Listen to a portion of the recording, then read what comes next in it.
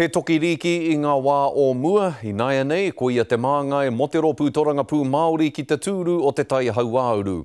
Me te aha, hei tā etahi, te rāpea ka tāhai a Howie Tamati I taua tūru I ngā ringaringa o Reipa. He ai ki ngā kō himu mai ki a mātou o te karare, kua whakahaere rangahau a Reipa.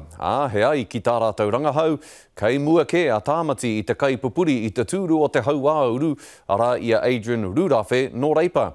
Nei rā, ari peka timu. A bit more elevation. E mōhio ana Howie Tamati e haranga mahi tō rangapū I te mahi Ngāwari noa. Engari tēnā pea hei te rā o te kōwhiringa ka puta tana ihu hei kaipupuhi o te kēmu.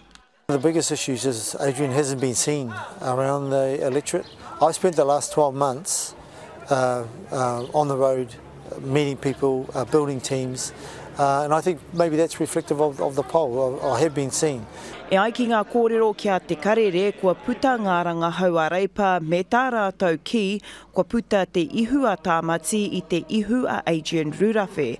Te mema o naia nei mo te tai hauāuru. So I know the results of that combined with our door knocking and phone calling, and I'm definitely around 10% ahead. So I'm very confident about retaining Te Tai Hauāuru like I was in 2014. I think it's a real competition though. E ai ki e tehi kainoho ki Taranaki, kei aia ngā pukenga mo te mahi nei. He knows the political stage.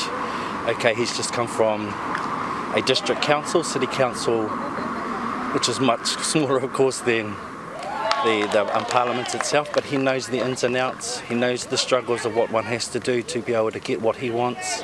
I tērā atu kōwhiringa I toa Rurafe mā ngā pōti ko tahi mano e rimarau I te kaitono mo te pāti Māori a Chris McKenzie.